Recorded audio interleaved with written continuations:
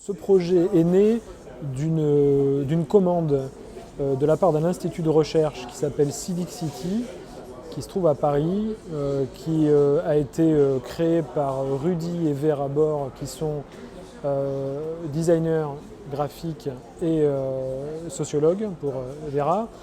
Et l'idée donc à travers cet institut de recherche, c'est de travailler sur les langues, les inscriptions, tout ce qui peut constituer un terreau de travail, de recherche à travers le design. L'inscription en relation, c'est comment justement à travers différentes études de cas, différents projets de recherche, travailler sur la langue, travailler sur de la typographie, sur des éléments donc graphiques et essayer de comprendre comment il peut y avoir des relations entre, comme je disais tout à l'heure, différentes populations, différents pays et différentes valeurs.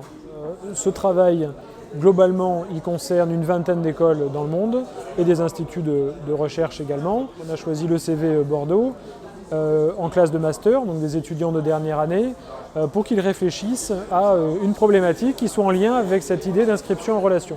On s'est rapproché de la compagnie Théâtre La Fabrique Affamée pour imaginer une thématique autour des migrants, des réfugiés qu'on a appelés sous un nom générique les voyageurs, et donc de voir comment on pouvait en tirer une matière et que ça donne lieu à une exposition. La Fabrique Affamée, ça fait des années maintenant qu'on travaille sur cette thématique des migrants, des migrations, des frontières.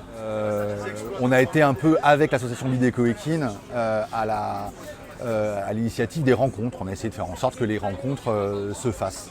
Nous sommes à Hasparren, mais nous faisons partie d'un réseau plus large qui s'appelle Etorkin-Ekin, qui regroupe 12 associations comme la nôtre, qui se sont créées depuis 3 ans à peu près au Pays Basque, parce que des familles arrivent, des jeunes, des adultes migrants arrivent, et qu'il s'agit de les accueillir, de les héberger, et surtout de les aider à vivre le plus dignement possible.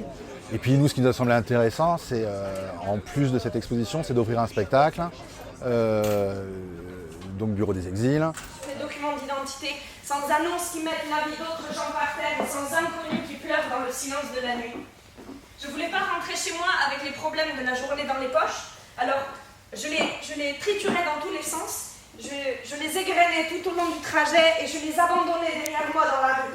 Ils ont aussi le droit à une scolarisation, un hébergement. Si vous voulez, on est un enfant à protéger avant d'être un étranger à expulser. Jusqu'à nouvel ordre. Mais... Donc voilà, en fait on a juste essayé de mettre nos énergies ensemble pour faire en sorte que cet événement se passe. Ce projet va être montré au Palais de la Porte Dorée à Paris les 14, 15 et 16 février dans un contexte très global là aussi, puisque toutes les écoles qui auront travaillé sur les différentes thématiques seront présentes donc, dans ces restitutions, mais également nous aurons des colloques, des séminaires et tout un travail qui se poursuivra sur cette question des inscriptions en relation. Donc voilà, c'est une étape parmi tout un tas de recherches qui vont se faire au gré du temps. Et là, c'est une première étape déjà aujourd'hui avec cette expo. La deuxième sera cette restitution au Palais de la Porte Dorée. Et on espère que ça donnera lieu, et surtout ici à Hasparren, peut-être à une poursuite d'expériences sur cette même thématique.